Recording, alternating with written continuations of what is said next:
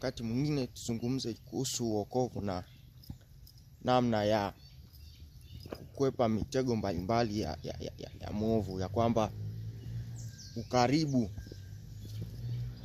ukaribu wa jinsia tofauti katika imani, jinsia tofauti hasa kwa watu ambao wanasali, imekuwa sababu ambayo imesababisha wengi kuanguka katika zinaa, kutokana na kwamba ule ukaribu hauishi kuwa ukaribu au namna tu za kuwasiliana, kushauriana.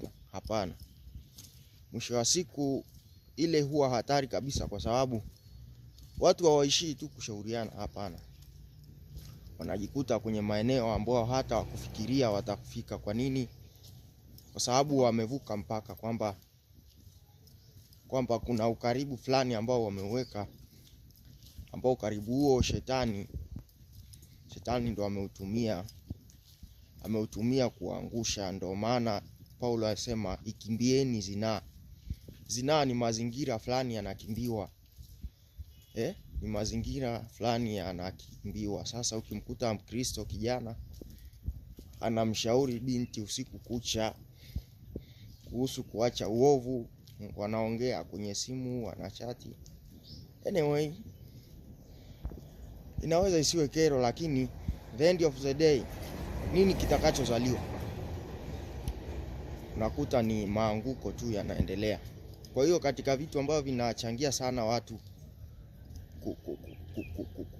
kuanguka na kuiacha imani, ukaribu katika jinsia tofauti. Ukaribu huwa unachangia sana. Of course hatukatai watu kuoana, hatukatai watu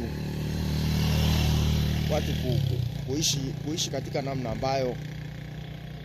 ambayo watafunga ndoa, lakini mimi ninachozungumzia hapa ni ukaribu fulani ambao umesababisha vijana, hasa unakuta kijana hana mpango wa kuoa wakati huo, lakini chonde kila mahali unakuta kwenye simu anashauriana wa binti. Mara nyingi haijaishia kushauriana tu, imeishia kuharibikiwa. Asante uliyopata ujumbe huu. Neema Kristo pamoja na